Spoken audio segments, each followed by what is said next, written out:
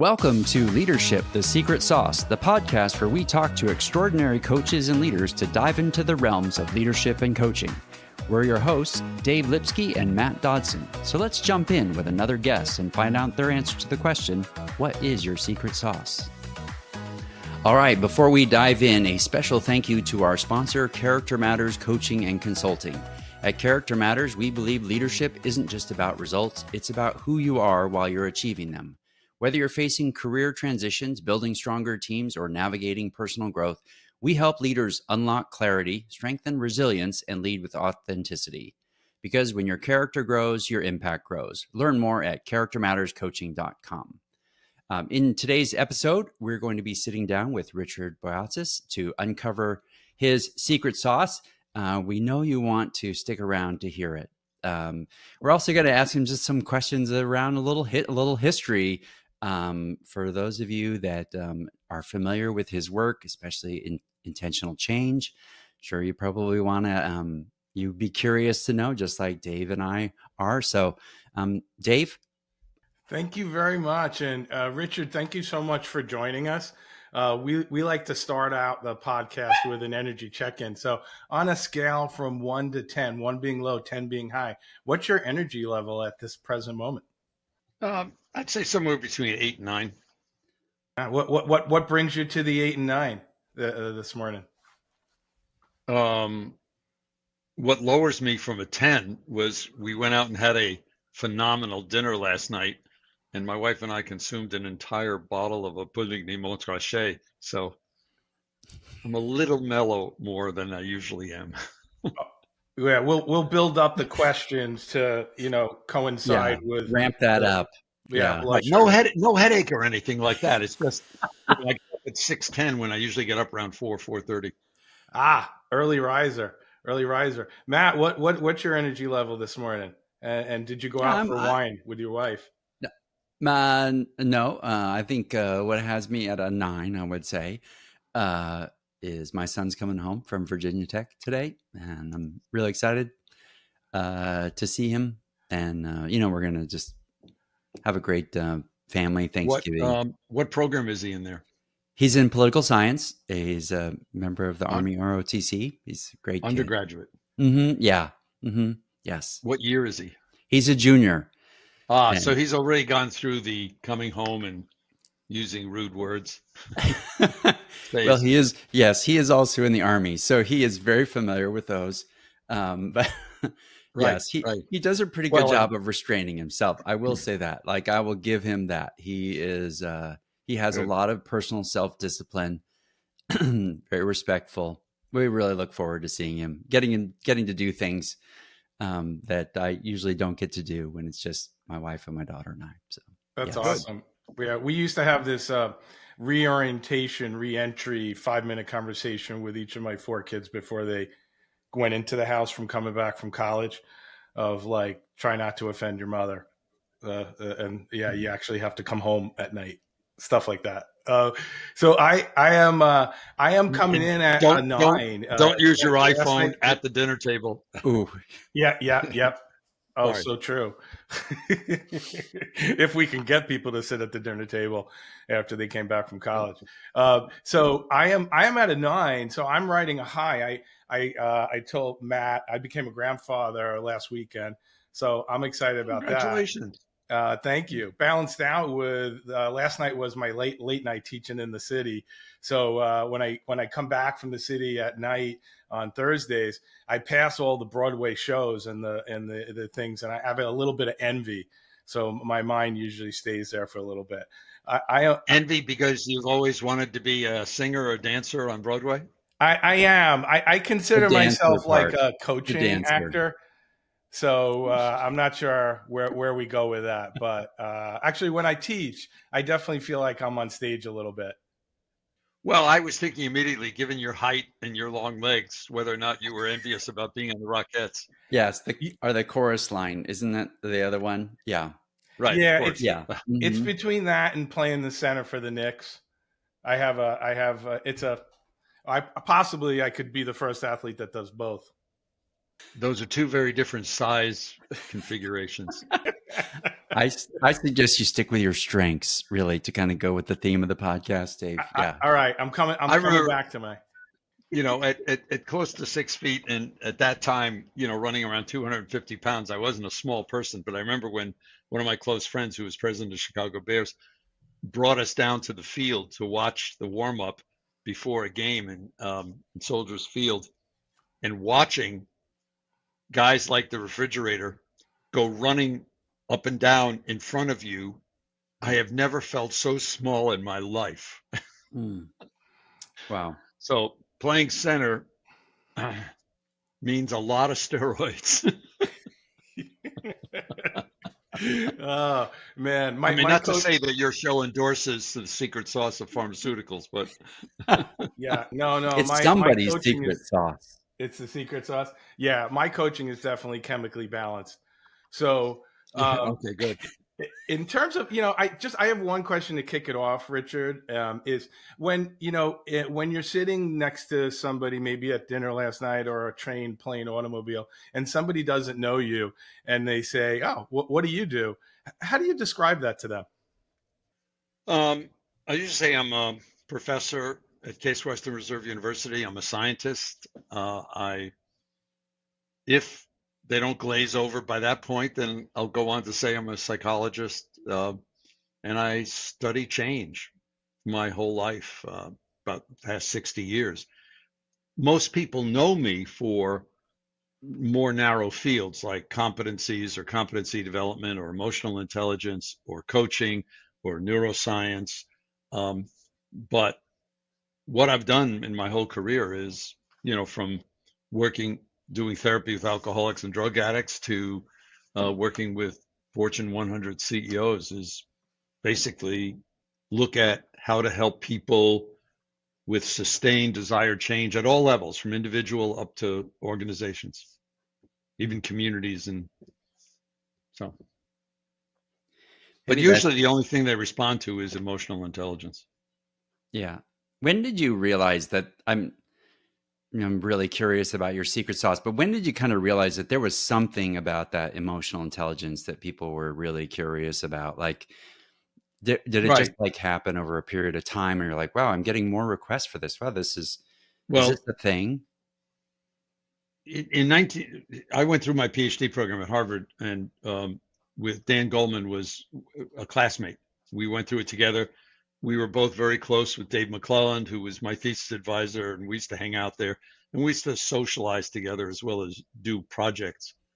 And when and we had always stayed quite in touch during the years after he finished, and he was a writer for Psychology Today, then New York Times, and I was running the research company in Boston. He would often call and say, hey, what's the latest, I can feature.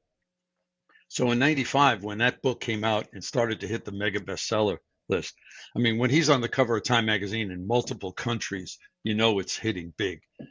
And he called me and he said, hey, you're the guy who does this. You're the one whose research I'm talking about. You're the one who's not only studied this stuff, but shown that adults can change on it. We got to take advantage of this popularity. I had been studying competencies, which are the kind of clusters of intent, an unconscious intent-driven set of behaviors that people demonstrate, and people demonstrate these things more or less often. It's not like you have it or you don't. The question is, how often do you use it? I did the first, as far as we can tell, the first competency study in management where we looked at the competencies of individuals against actual performance in 1970. By 1973, Dave McClelland had come out with a key article measuring for competence rather than intelligence that sparked a kind of revolution. And he and I are seen as two of the 5 people in the US who started the competency movement in HR. By then, I had finished my doctorate, turned down a teaching job at Yale because I didn't want to teach. I wanted to do therapy and research. So I went to work for this small research company that I was working for part-time to pay myself through school. And as a part of that, we were innovating in how to do these studies.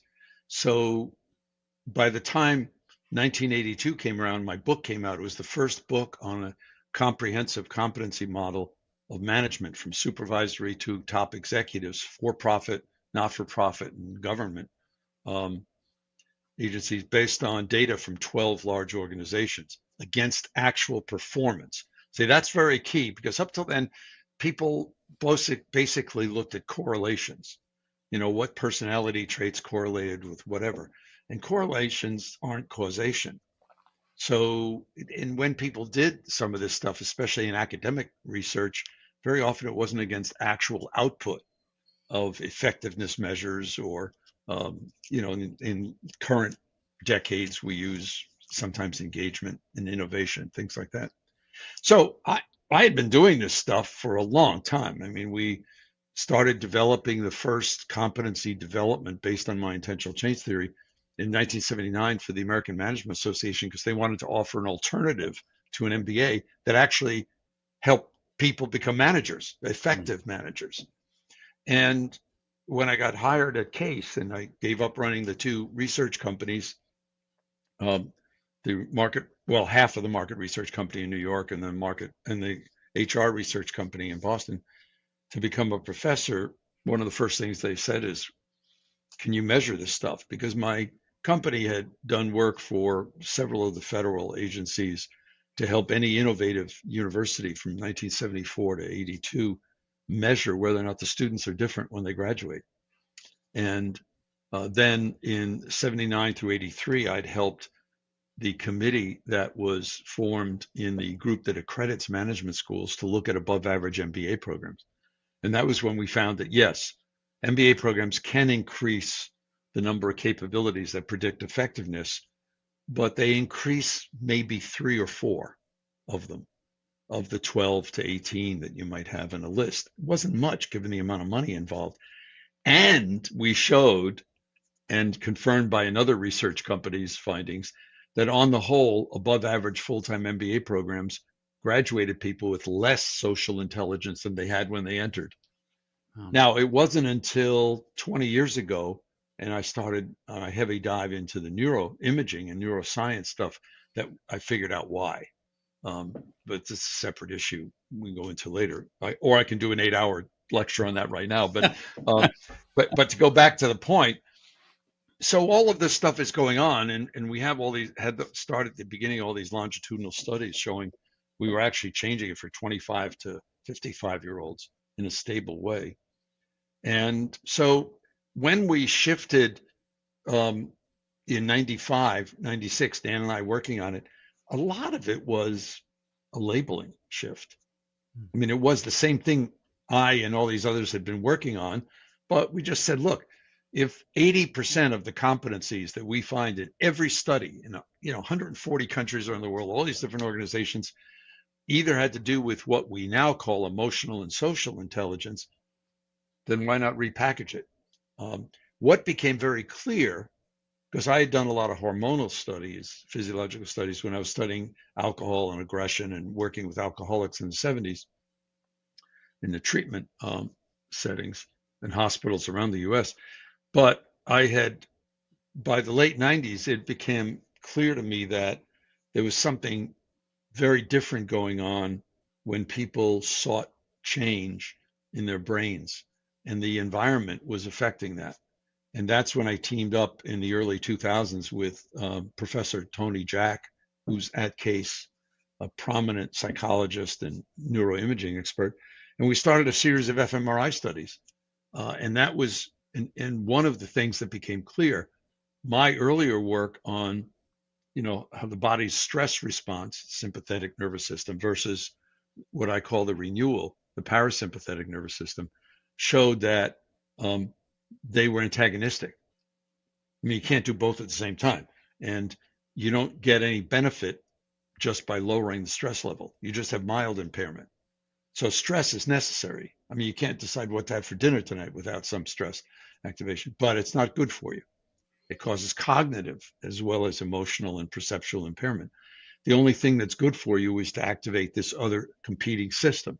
Well, in the series of fMRI studies we started, we showed both with leaders and then with actual coaching interactions that if you activate this neural network which Tony calls the empathic network, is technically the default mode network. It also activates at the same time the parasympathetic, and you get what in my theory is called a positive attractor. You pull people toward the possibility of being open to change and other people. So you can see how in coaching this was a powerful issue, because the opposite is also true, that if you activate a person's analytic network by asking them to set specific goals, which is really bad. I mean, you need it to get certified as a coach, but it's stupid because that's wrong. Specific goals, focusing on the problem, focusing on the negatives, being analytic, worrying about finances, thinking about the ROI, all of that stuff suppresses this positive emotional attractor, which allows you to be open to other people and emotions and new ideas.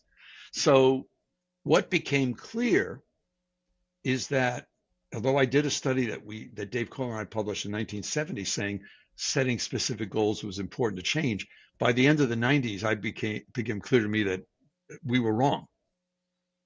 We misinterpreted the data. We didn't look right at the data. And what we now have conclusive evidence from 3 fMRI studies, 2 hormonal studies showing is that if you coach somebody or try to help them, even as a manager or as a parent, to vision, to the dream, to the big sense of purpose and meaning, you open them up. If you talk about specific goals or problems, it goes the opposite. People close down. They get defensive, and they literally, put their fingers in their ears. They're not listening to you anymore. So, and it was in the process of looking at a bunch of these hormonal and neural things in the 2006, 2007 that I remember saying to Dan one time, we were meeting in Boston talking, that I really thought the cluster of competencies that we had around self-management of emotions were accurately called emotional intelligence, but that there's a different set of neural networks that activate when you're doing it with others. So that's when we started talking about emotional and social intelligence competencies. But these 2 clusters constitute almost everything that differentiates effective leaders, managers, professionals, teachers, physicians, et cetera, et cetera. Yeah, Richard, let me ask you a question. So when you are sitting across from a leader and you're coaching, how would that leader experience all of that incredible learning? Like, how do you position that leader to end up going down a good, valuable path in coaching? Well, I mean, I could say I condense all of my books into a suppository, but that's not really the way the technique. 1999. Yeah, right. Shipping and handling included. Number nine. No, what if I'm in a coaching relationship with them? I will often, especially at the beginning, say, well, what brought you here? And they'll talk about it, but I try not to let that go more than 2 minutes. Because then I say, okay, we'll get to that. But before we do, I need to understand the big picture you. I need to understand like your sense of purpose in life. And they kind of look at me and I say, it's okay. It has to do with the meaning, your vision. And I have a set of reflective exercises. I literally ask them to do as homework or pre-work. And then I ask them if they are still in a loving relationship with a partner to review it with the partner, because sometimes the partner will say, no, you don't really do that, or whatever. And then we start to then talk about, and the key question is this: if your life were fantastic 10 to 15 years from now, what would it be like? So what you see in this question, and I use this, I get my graduate students in my formal classes that I teach are average age 44. And I get them to practice doing this with real people in their lives. But the idea is you want to go 10 to 15 years out because you don't want people to forecast.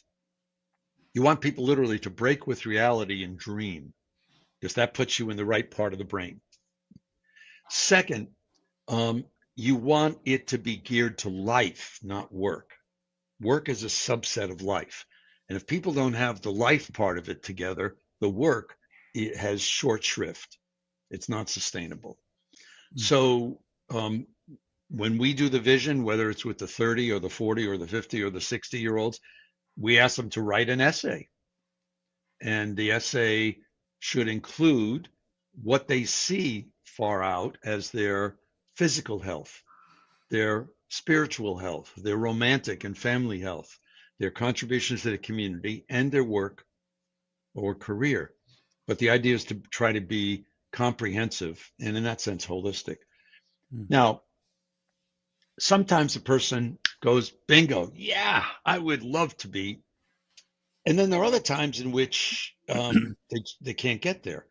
I mean, I've been known to not let the coaching conversation go on to anything else for 3 months, meeting once every 2 or 3 weeks, until I see that they're offering me a vision that their eyes sparkle with, like on your energy, it pins the meter in terms of compelling excitement.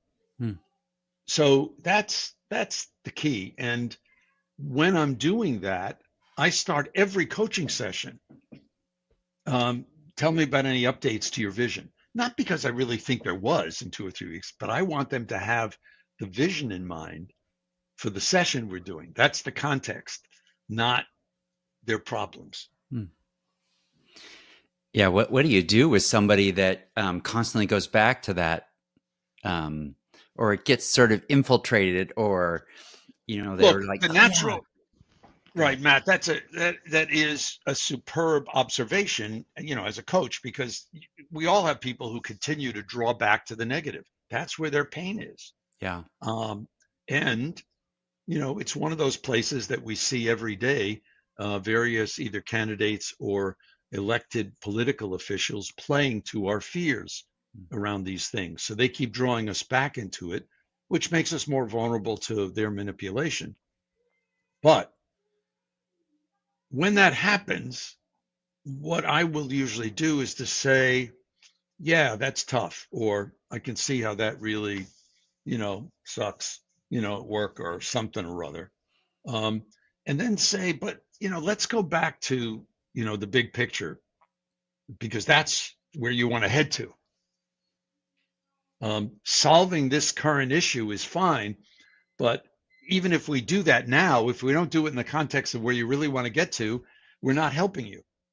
We're putting a Band-Aid on it. So that's kind of how we go. Now, if the person is traumatized for whatever set of reasons, which among executives, it could be, they just got diagnosed with stage 2 prostate cancer or breast cancer, or their spouses got Parkinson's, or, their company just had a major recall, or they're trying to run a company in a totalitarian state, or where the government has become, very controlling, not in the ridiculous labels that our politicians use in the United States, because, all these politicians who call things that happen in the US fascist or socialist are on the whole absurd, because they've never lived in one of those cultures, where literally I had the CFO of the largest company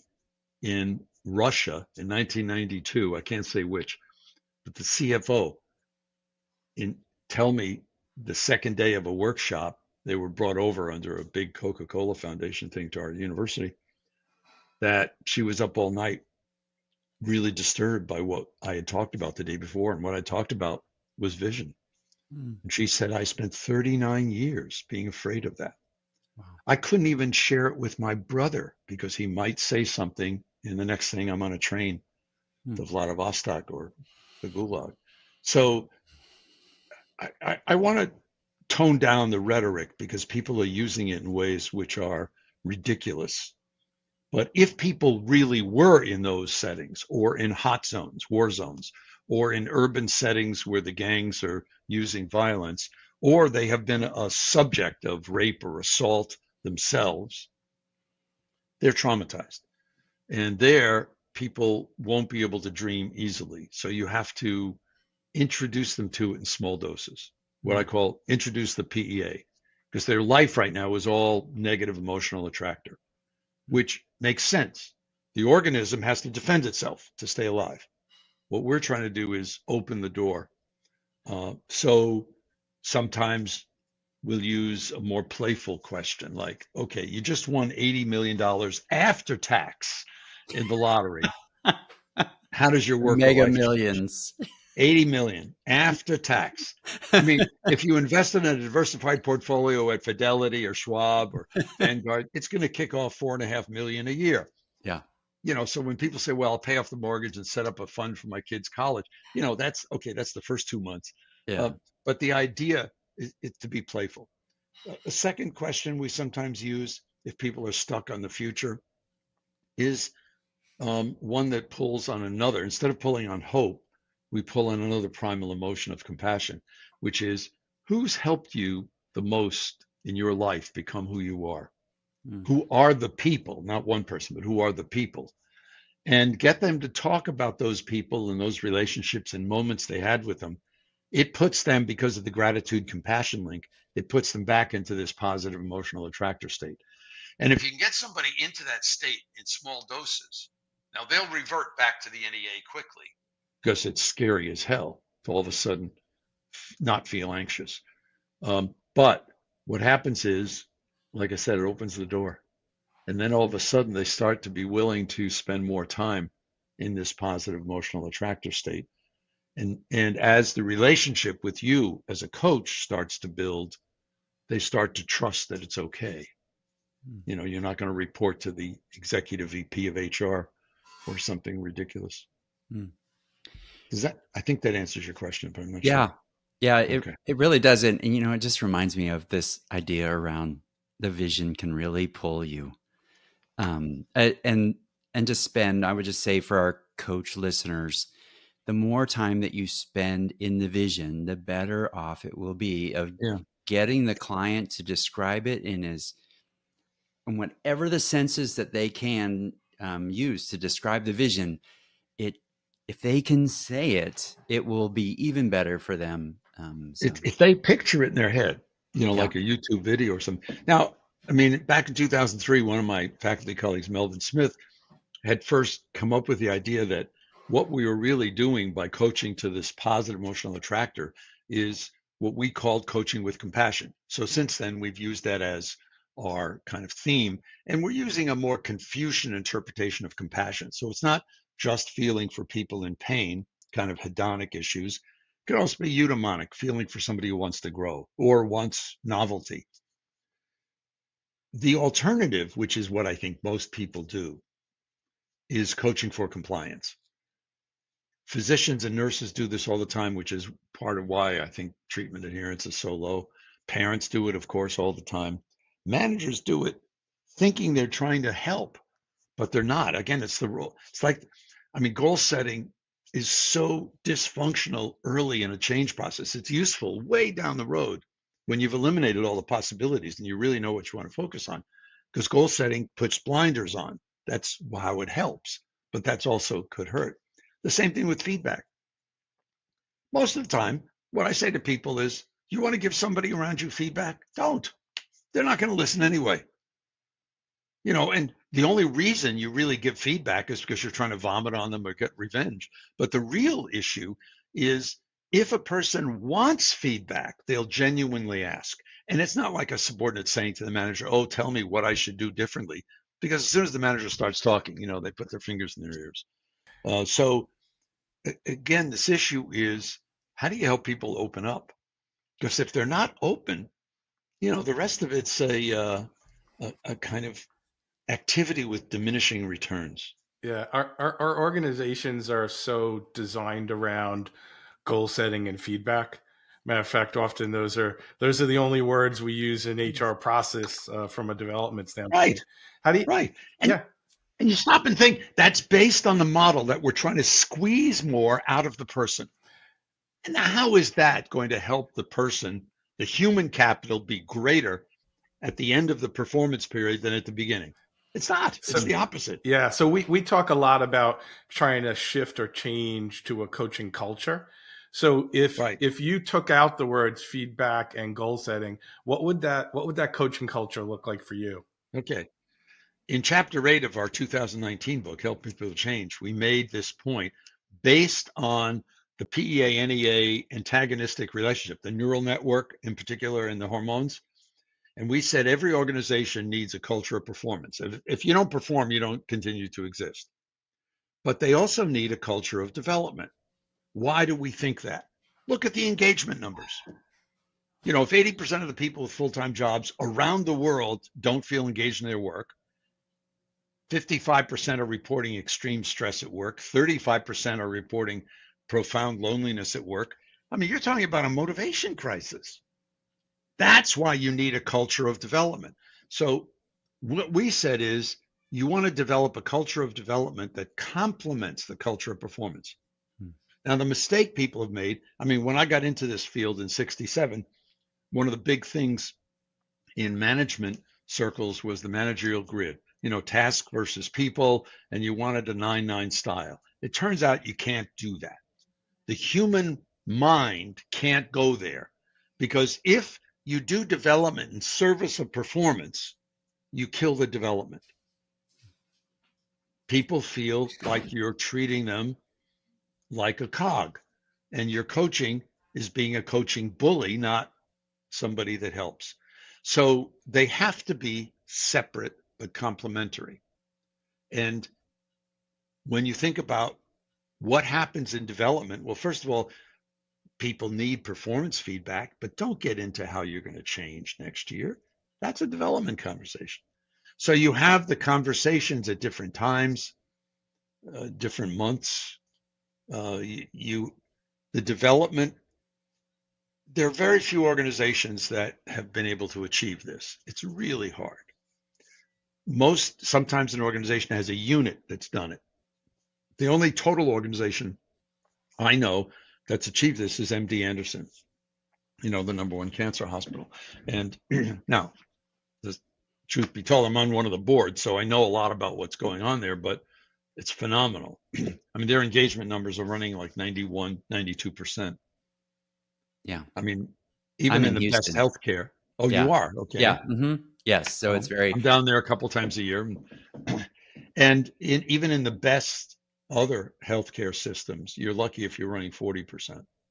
Yeah. And Richard, I would just also think with that one, because that company is a great example.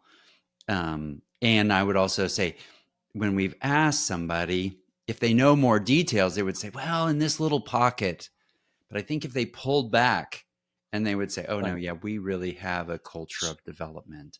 We just had one of the key researchers and practitioners in their Leadership Institute present at our Coaching Research Lab annual day of discovery 2 weeks ago. And Kate was talking about the different programs. Now, I knew this, but I wanted everybody else to hear it. They have something like 18 different programs, coaching being one, peer coaching is another, mentoring is another, and then there are a variety of training programs and self-help groups and all that. But they're for everybody, from janitorial staff to heads of, oncology. Yeah. Everybody in the organization. See, most organizations will do it, but they do it for the hypos, or the top executives. And that's not a culture of development. Yeah. I mean, in one of the books, I think it was the 2005 book, Resonant Leadership, I was reporting out a survey they did in Europe, because I spent 20 years on the faculty of ESADE in Barcelona, and a lot of time giving talks and classes at different European universities, still do. And this one group did a survey of 1,800 MBA graduates throughout Europe. Now, 2 years after they had finished, and full-time MBA graduates are notorious everywhere for changing jobs once or twice after they graduate. So the question was, why did you choose the current company 2 years later to work for, and why would you be willing to stay? And when they put all the data together, salary, benefits, compensation, bonus was the 7th reason. The top 6 were a chance to grow and develop, a chance to do new things, a chance to explore. It was all culture of development. So this boils down to a number of factors. Long-winded way, David, to answer your question. One, the organization has to have activities where a person can jumpstart their development. And that's where courses help. The courses need to be offered both live, because we do need humans to talk to, as well as online for convenience. You have to have mechanisms where people can talk to a person, a coach, and in some cases, also a mentor, different role. You also want to have a culture where people get together to talk about things, the peer coaching concept. And then you really want a variety of ways people could look at very specific things, whether it's a skill or, they're worried about artificial intelligence and they want to understand it more, things like that. So does the person feel, here's the ultimate, the litmus test, does the person feel that the people in the organization care about their growth and development?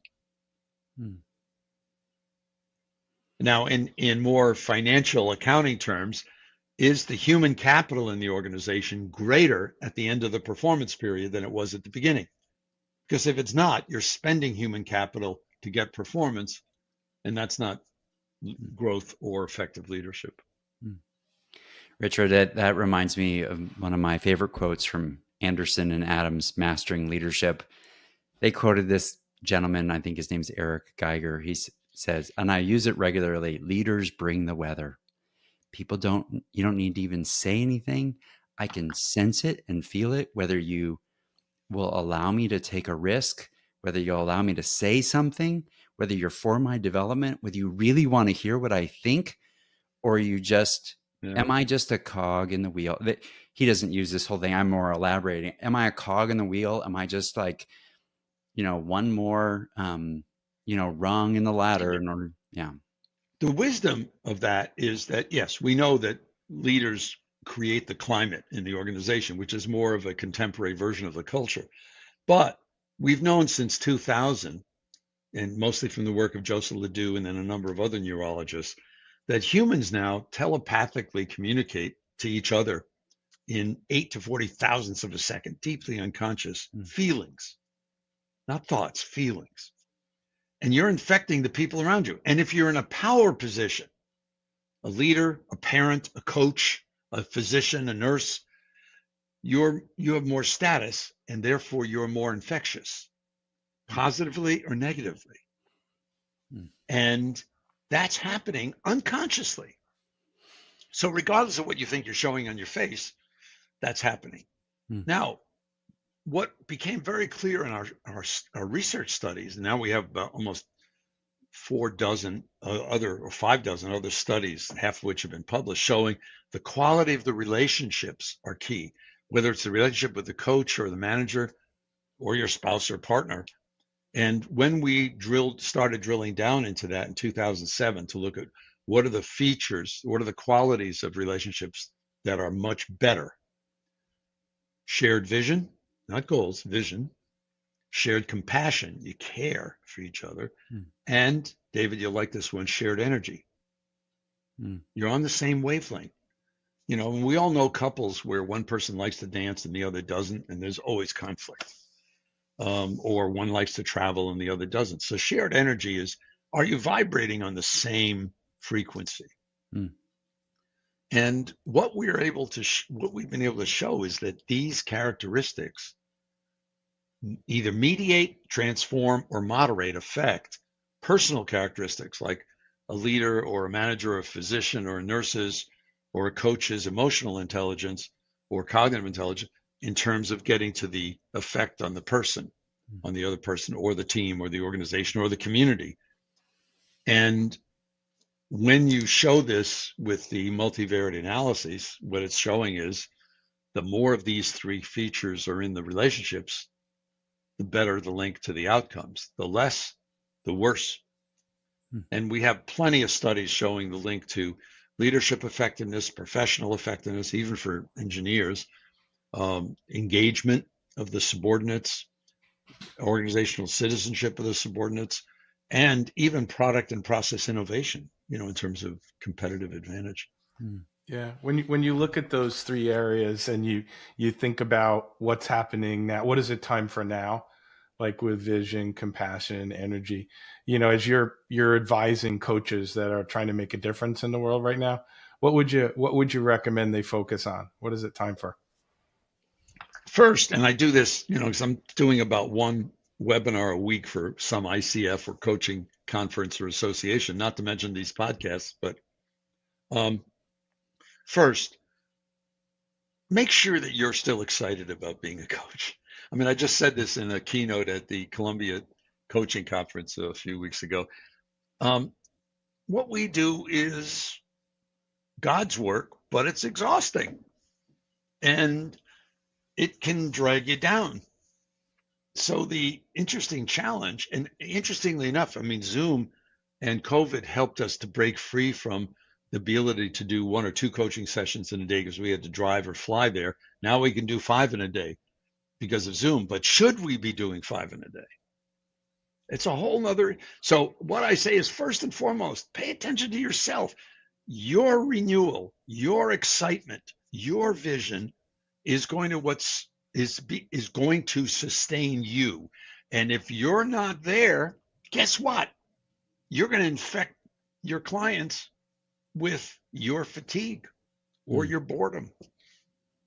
Yeah. So first, pay attention to your own.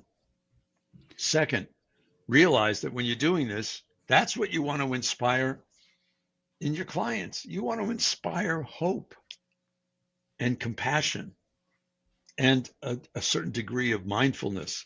And certainly in North American culture, I would also add playfulness. That seems to be a powerful thing. All of these are very carefully linked to the medical processes that flip these hormones from this negative emotional attractor to the positive. Richard, you could just sort of add on to this. What do you think? What's maybe a bold idea around coaching? Do you think coaches have really gotten this more vision-led? I see it more I think people are beginning now. Yeah, I do too. I mean, look, I started formally coaching executives in 1969. I mean, and I started studying helping, which was peer coaching, but then formal coaching in 1967. So it's been around a long time. And by the time I was doing it, one of my first clients was the top executive groups at Monsanto in 69 through 73. And I'll never forget, Walt Mahler was there, and he was a retired Michigan professor who had developed the coaching practices survey in the late 60s. Wow. And what he did was he had people and their subordinates fill it out to see how many things are you doing to help your people develop. So this has been around a long time. Yeah. And under the label of coaching. Given all of that, in the efforts to certify people, to try to increase or ensure quality, most of the time professions will end up institutionalizing mediocrity because they base their models on values. And Joel DiGeronimo, the head of research at ICF, and I are friends, colleagues. He agrees with me. I was a founding board member of the TL Thought Leadership Institute as a part of ICF. So I'm not picking on any association, but until our 2 studies were published, one in 23, one in 25, there were no studies of competencies of coaches leading to client change published out there. So all the competency models were based on values. The problem with values is while they can be good, they can also be what we call prejudice. And that's where you get into trouble. And I showed in my 1982 book around management that if you asked executives and consultants and coaches what people needed to be effective managers, half of what they identified was relevant when you did the research against performance. 25% was irrelevant and 25% was opposite. When I looked at the competency models of WABC, AC, EMCC, and ICF several years ago, looking at the indicator level, my guess is 22% of the items at the indicator level, not the competency level, were actually competencies that would play out as being effective. So what that means is that we're wasting time training to and testing and assessing people on things that may or may not be crucial. Now, there are certain things in that list that we want to address, like ethics. The degree of ethics never predicts performance. And you think about that. Because if it did, then getting a PhD in philosophy would make you a more effective coach. I doubt that. Or a pastor. Yeah. Or a pastor, or a physician or nurse, or a parent. Right. Oh, you have to bring that up. Yeah, sorry. So the issue is, but of course we want to teach something about that. But that's a good example. You could teach that in a 30-minute video. Let people take it asynchronously. You want to assess it? Ask them 3 questions. Give them 3 scenarios and say, what's the ethical position? You don't have to require that they demonstrate a bunch of different indicators in audio tapes of coaching sessions, which you pay $1,000 to transcribe and submit, and all this kind of stuff. So some of it is just misdirected and wasteful, but some of it might be wrong. And the goal setting is an example. The fact that right now you can't get certified unless you state goals up front. I mean, when I took my first coaching certification exam, I don't know, 10 years ago or 12 years ago or something like that, I remember went to a testing center in downtown Boston, and I remember on my way saying to myself, remember what we thought good coaching was in the 70s. Richard, one of the questions we do, like, what if you were to get a coach for yourself today, what would you want? Well, I have a couple. I mean, it's tell me what you like about them. They know me. They care about me. They have watched me and seen me in operation enough to know sometimes the traps I slide into when I'm not being good.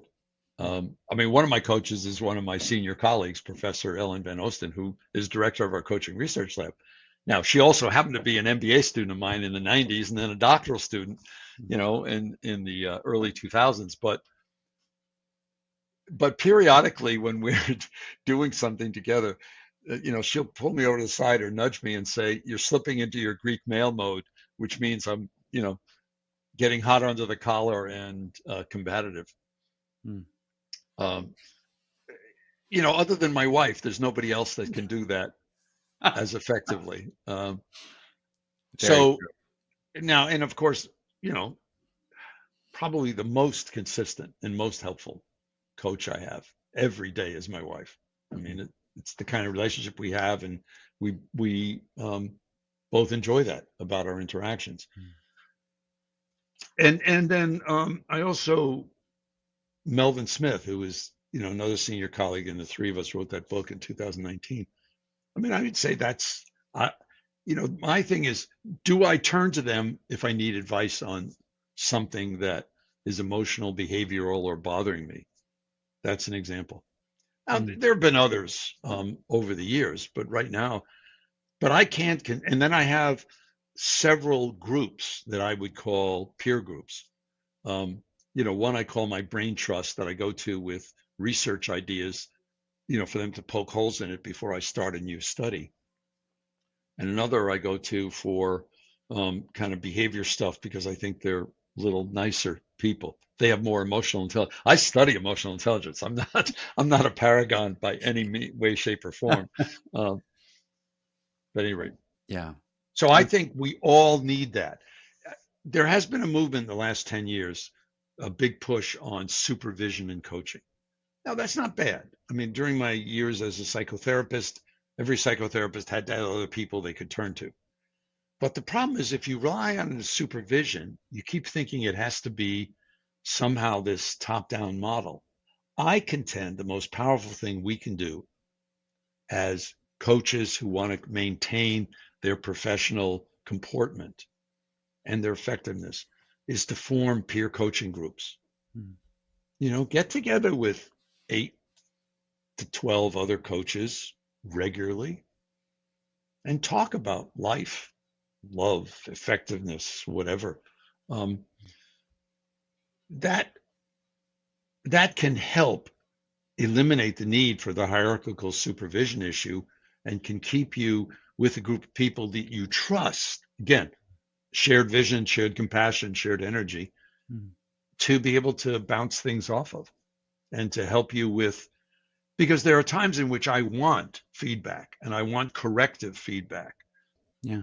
That reminds me of around finding colleagues where you feel like I'm open to your teaching. I'm teachable, because that's what I want to maintain long into, no matter how many hundreds, thousands of hours I'll do coaching. I want to be teachable, almost like soft clay, like plastilina more than air dry clay. I just go back to the notion of saying openness. Yeah. If we're not open to new people, ideas, emotions, we're not going to adapt in a positive way. We're going to adapt in a defensive way. Yeah. Yeah. Now, you asked me all these questions about secret sauce, which do you want to share your secret really sauce? Perplexed, but we're almost through an hour here, and you haven't actually asked me about it. So we've covered so much ground. The deal? Is this just kind of marketing label or what? Why no, is it's secret serious. Sauce just tell us what your secret. I want to know what. No. You're not going to get away from this. I want to know why you focus so much on secret sauce. What does it do for the two of you? Dave, you want to start, and I'll. Yeah, Matt and I were by the Woodbury Commons, New York. We went out to a restaurant and we were sitting and we were talking about developing. That's the one in Nassau County, right? What's that? That's the one in Nassau. Yeah, this one actually. This is the Woodbury up in Orange County. I grew up by the one in Nassau County in Woodbury, but so I moved up here. I did too in East Meadow. Okay, yeah, I grew up in Hicksville. Right. I think I had a feeling we were related. Towns over. And I also had the Russians come in the 90s to learn about capitalism. So there's some connection there. So Matt and I were just talking, and we were like, well, what do coaches want to know? What would people be interested in? Matt and I both teach a lot of coaches, and coaches believe that there's some secret sauce that coaches have. And the reality is we know that it's not, but it seemed to be a hook. And as we ask each coach that question, that makes them think deeply about their purpose. So it ends up being a purpose question. So good. So the secret sauce is almost asking, what's your superpower? Yeah. Or what's your purpose? Like, why do you want? But it gets to purpose and vision. Okay. Yeah, because the issue really is where Dave and I believe is that the coaches that are really most effective really understand why they want to coach, and have really asked some really hard questions around, not because I want to do this as a side hustle, but that I really, like you called it God work. I would say it's right there in terms of this has become something. It's something far more. Yeah. And if I really kind of looked inside to say, look, this is why I show up. And I would just say one of our past guests, a light bulb went on when she said, you know what? It was these two leaders that I've had in the past that really turned the light bulb on for me in terms of I want to be a coach. And one of my former doctoral students, Han Leo, who's now junior faculty at Assumption College in Worcester, she did her PhD thesis on professional identity development of coaches. And what she found, both in her qualitative studies and then proved in the quantitative studies, is that current people who spend a lot of their time or full-time coaching never started out thinking they wanted to be a coach. That often something burst into their life, whether it was at a moment of a midlife crisis or something where somewhere in their 30s, sometimes 40s, they discovered this thing called coaching. Yeah. And I remember back in the late 90s, the president of the APA division of clinical psychologists calling me on the phone. It was before the internet and email were popular.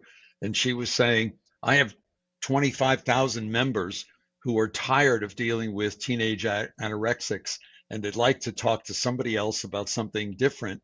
And I think this executive coaching is a way for them to use their clinical skills, but with quote unquote normal people, and help them.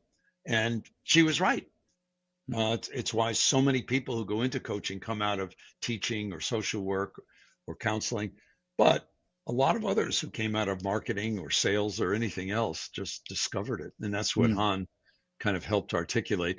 But it was, as you said, tied to the articulation of a new ideal self, a new purpose, a new vision. Yeah. Mine happened in the spring of 1967. So Richard, I have so many. Dave, I'm going to give you an opportunity. Richard, would you like to answer the secret sauce question? Sure. What is your secret sauce? I think it's my ability to relate to people, which I never knew I had. I mean, I grew up as a geek. I wanted to be in a space program. I got into MIT. My degree was in aeronautics and astronautics. I specialized in control systems of interplanetary vehicles. Fortunately, my parents are immigrants. They didn't have any money to help me. I had to put myself through school. I did enough from playing gigs throughout Nassau and Suffolk County to pay for part of it. And I got some scholarships, but, and MIT, and I ran out of money, and they got me a job doing it for Northrop Norair. So in the fall of '66, I'm working in the Experimental Gas Dynamics Research Unit, and discovered that working on spaceships, at that point we were working on boosters, or what became the shuttle, is not as exciting as going into space. And in those days, you couldn't go into space if you had to wear glasses. So I go back to MIT, and my fraternity brothers are all, they're going to stay in engineering. I didn't want to do it. I was going to finish. I was only 2 courses away from finishing. I'm much too compulsive not to. I did. I didn't want to work in restaurants like my father and my uncles, my cousins, every other family member on this side of the Atlantic. And I knew my music wasn't good enough to really become a pro. And I said, oh, maybe I'll go into management. It's got to be easy. Look at these jerks we had out at Northrop. There were 2 departments of Sheldons. We were all super smart or scary smart. We're all socially weird, including the managers. And they didn't get crap out of us. So I sign up. I go to this thing they have at the Sloan School where they had faculty describe their course in a few minutes that didn't have prerequisites. In this one course, a young fellow who was finishing his PhD at Harvard in psychology, Dave Kolb, was describing a course in organizational psychology. Sounded like utter horse crap to me. But in the midst of it, he said 2 words that made me run to the basement and get into his class: no tests. Turns out, I found out in my clinical training, I'm test phobic, always have been. So that was the turning point. But that wasn't the secret sauce. That was the turning point. In his course, I did an essay on self, your dreams. And I talked about reading Ben Franklin's autobiography on techniques for self-improvement when I was like 10 or 9. And he had just quoted the same passage on 2 of his article submissions. So, and then I wanted to study how managers didn't help their subordinates. He said there's some real data on their version of MBAs helping or not helping each other. So I said, sure, I'd love to work. I'd rather work with real data. He liked what I did, offered me a summer job. We ended up publishing it. But in the process, he got me into a set of PhD seminars in my senior year. Now, here I am. I'm a senior in aeronautics and astronautics. I basically studied physics and calculus, 1 course on the Bible that I had to use English. And I'm in a PhD seminar. I did 2 of them with Ed Schein, who became a personal mentor, on adult socialization, 2 with Everett Hagen, who formed the Psychoanalytic Historical Society with Eric Erikson, 1 with Dave McClellan on community development in other countries, a series of them with Carl Swanson and Jack Pugh and the systems dynamics, Jay Forrester stuff. And I found out that as long as I wore my sport coat and tie, people thought I was a PhD student. Now, the faculty knew I wasn't because my assignments had to be written in English, and my English was not very good. I was used to doing formulas. But once I was in class, in the exercises, in the activities, in the assignments, I was able to be right up there. And that was when I discovered, this whole thing of relating to other people. Now, I realized I had it all along. I mean, in high school, I had a band. I was in all these clubs. I always had one, sometimes two, three girlfriends. I was always very social, but it never clicked because everybody else was seeing me as a physics and calculus nerd. So all of a sudden that clicked, and I discovered this whole field of psychology that it was the first time I realized that a person could do work that they loved so much that it didn't matter if they were paid or not. And I think that's been my secret sauce all the time. That's wonderful. Thank you for that. Thank you for that story. I think that's awesome. Dave, I don't have any other questions, but I do want to, I want to know what you've taken away from our time with Richard. We want to respect his time as well. Sure. My reflection very briefly is talking with Richard. I've had the privilege to do this a couple of times. As it's a fabulous history lesson in our field, and it's also a way to peer into the future of what's important. And what is wonderful for me is the importance of purposeful, of focusing in coaches on being able to, have their mission, manifest in the work that we do, and how so many of the things that we pretend are important get in the way. So we have work to do. What you didn't mention is artificial intelligence. And let me just throw in something. Yeah, please. Nikki Terblanche wrote he's a good friend of faculty at Stellenbosch on. He's the first person that actually developed AI bots in coaching and has done research on them. But he talked about in an article that came out in Jabs 2 years ago or last year, how it doesn't help to be afraid that coaches are going to be replaced because what fundamentally even more sophisticated AI does is it replaces part of the process, but not the human vibe. And what we showed was that in one of our fMRI studies, sitting and writing your vision did not activate all the same parts of your brain that talking to a coach did. So artificial intelligence is changing the world. But remember, it's changing in an analytic way. I mean, they have an avatar of me now, along with 3 other faculty. You walk into my management school, and you can ask us, life-size, anything about our work. And I did recently, and I even asked it in 4 other languages to do it, and it answered. And one of the things it answered better than I would have, but it's all analytic. It's not interpersonal. So I would say to coaches, look at artificial intelligence as a way to be curious. Think of it as something with your clients to help feed their curiosity. But don't ever think that it's going to replace a human interaction. And in this week's cover issue of The Economist, they call it the relationship recession. They're right. I've been saying this for now 40 years, that the relationships are suffering. So what happened with COVID? We all cocooned. And because of the arousal of our neuroses, we're still doing it. What happened with, iPhones and screens and computers? We all think Facebook friends are really friends. It's not the same. And now artificial intelligence, which is a powerful analytic tool.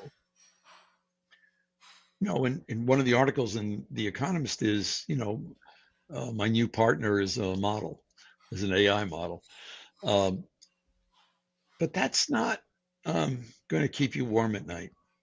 It's not going to help you when you're scared. And it's not going to burst your heart with love. So I think that to focus on the relationships is both what the coaches need to do with their clients, but also what we have to encourage the clients to do in their lives. It's not just an analytic process, it's an interpersonal one. Sorry, you didn't ask that question, but I just no, that's really good. A lot of our listeners, they keep asking, and we keep bringing it up. Also, to sometimes dispel some of the fear around it.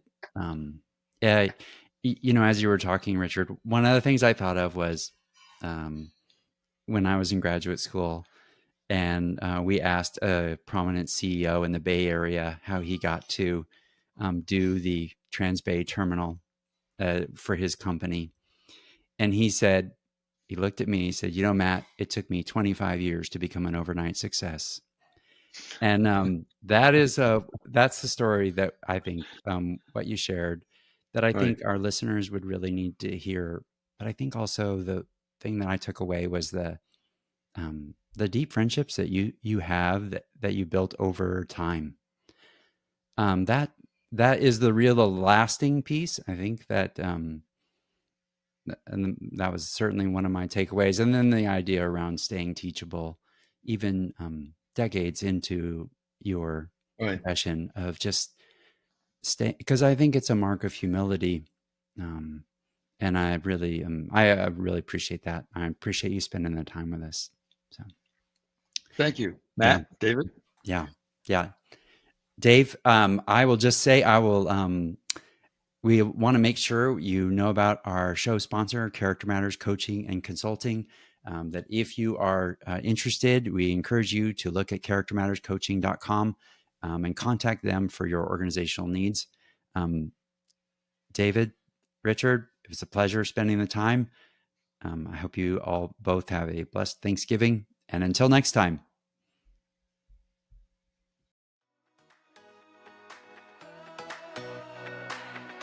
Thanks for listening. If you love this podcast, please share it with another coach or leader. Make sure you go to the show notes to get all the resources from today's episode.